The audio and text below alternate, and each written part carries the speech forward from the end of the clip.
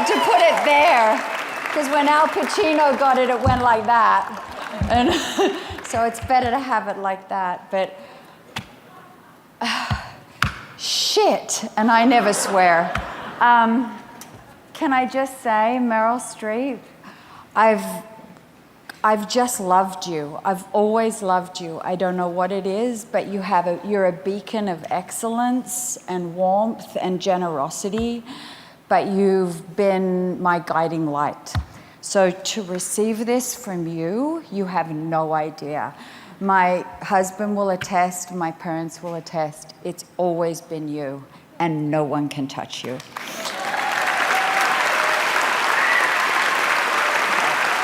Take it. And every other gorgeous person that got up here, Nahay, Reese, all of you, and you got up here and you spoke so beautifully. And now I have to, you don't really want to hear me speak, do you? Because there's been too much said. I think you said it when you won yours, where it's like, God, I wish I could know that person, because it's not me. But I've written down a few pages. But I want to first of all say thank you to the American Film Institute and the people that put this together tonight.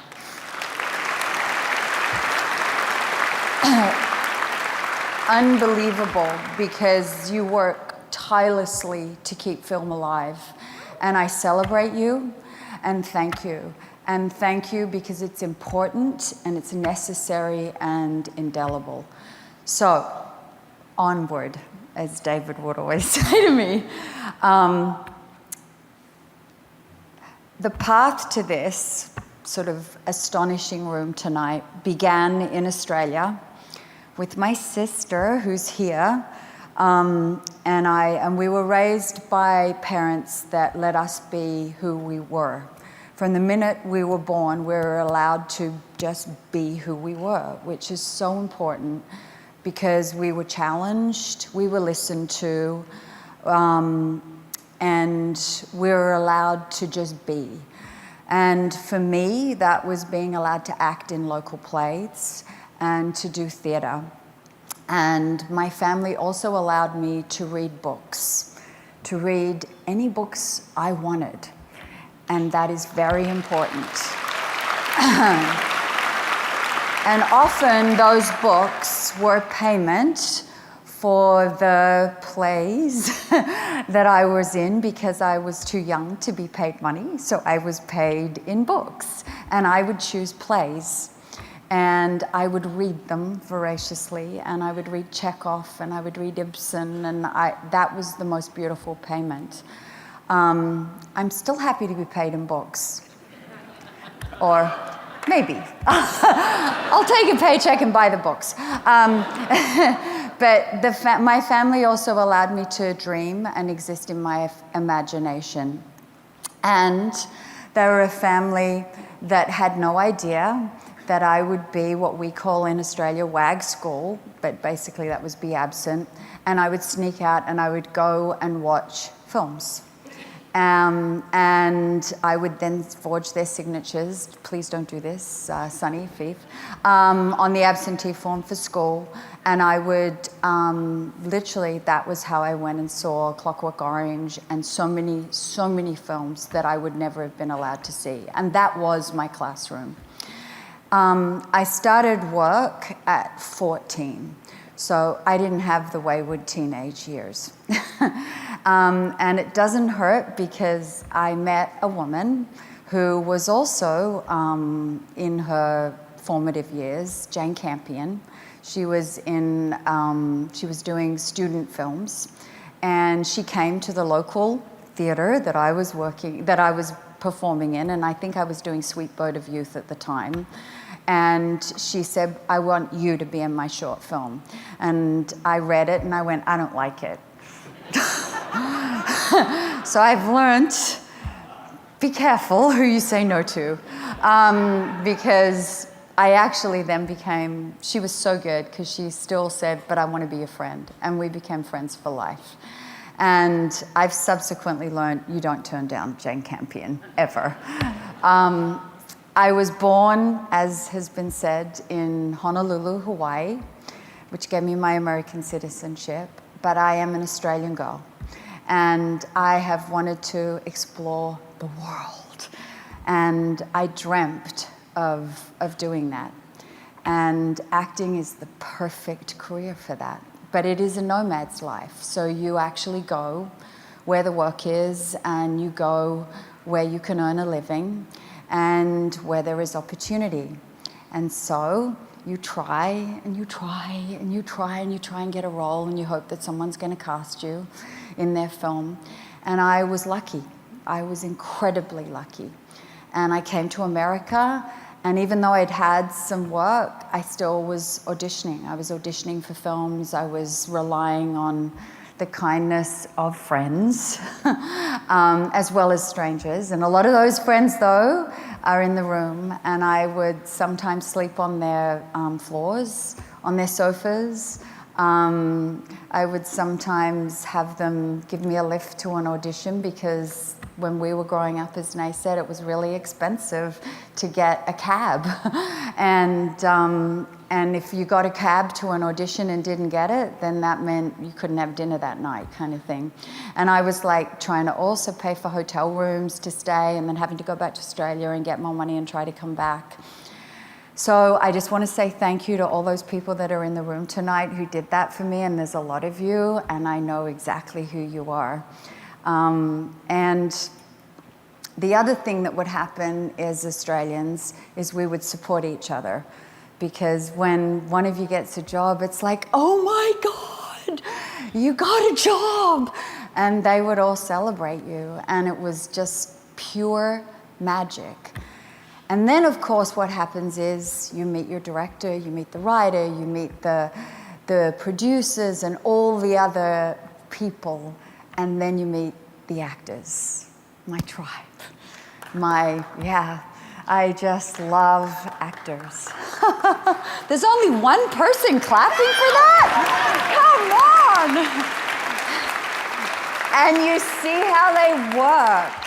And you learn, and you see how other people work, and you share, and you go, oh my God, who are all these talented people? And some of them you may never meet again, and some of them you do meet again. Some of them you have incredible laughter and jokes with, and you cry with. Some of them you fall in love with. Some of them you marry. You have new adventures. You have wondrous things happen. And some of the people whom you get to know become your best friends, or they become your allies, or they become your supporters, or they become your biggest champions, or all of those. And even though you may not see them again for years, maybe never again, or sometimes you'll see them down the road on another film. That's being a nomad. That's the nomadic life of what we do as actors. So I have been part of so many families. I've had the good fortune to have worked with some of the greatest actors and some of the greatest directors, who have not only raised the bar, but they have also had the ability to raise it so high that we all always learn from them. And a lot of them are in the room tonight.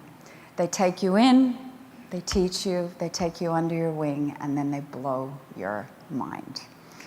I have so many directors who were so good to me, and I would like to thank them all. Philip Noyce, you're in the room tonight. You took a bet on me. Thank you, thank you, thank you. And I slept on your sofa as well. Robert Benton, Ron Howard, Gus Van Sant. You were amazing, because you gave me that role and I had shown absolutely no skill that would make you believe that I could do that. So, Stephen Daldry, you were by my side during the most vulnerable, difficult time of my life. You held my hand, you got me through it, and you won me an Oscar. Thank you.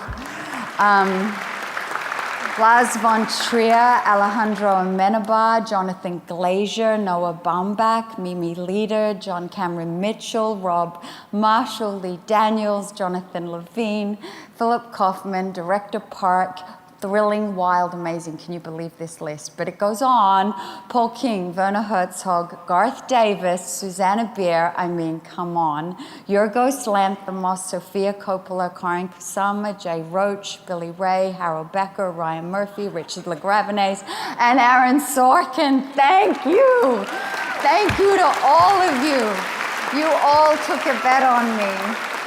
And then there's the new kids on the block who I've also worked with. Robert Eggers, Lulu Wong, Mimi Cave, and Helena Rain. If you get the chance to work with them, take it. They're amazing. They're going to take over the world. Thank you. It hardly feels enough, especially when it comes to the masterful George Miller. Thank you. My darling friend Jane Campion, and the incomparable, dazzling, divine Baz Luhrmann. My families, all of them. And there are a few who have left us, and they need to be mentioned too, because one day you look around, they're there, and then they're not there. And Tony Scott, Joel Schumacher, yeah, please. Sidney Pollack, Anthony Minghella, Nora Ephron, Jean-Marc Vallée, oh God, and Stanley Kubrick.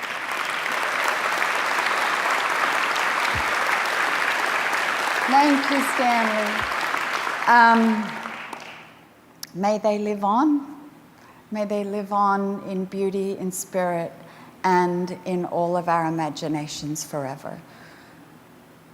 It is a privilege to make films, and glorious to have made the films and television with the storytellers who allowed me to just run wild, be free, and play all of these unconventional women. Thank you for making me better at my craft and giving me a place, however temporary, in this world. Thank you for inviting me into your movie families, and thank you for my childhood dream that became a reality. And to the audiences who have stuck by me through everything, I just want to say thank you, because there's so many little weird films I've done, and I know there's people out there that go and find them and watch them, and you've stood by me and stuck up for my weird choices, and I'm so grateful for that. There's an enormous amount of luck in my life, but there's also the most important thing, love. Big love. And then right there is the love of my life and the loves of my life.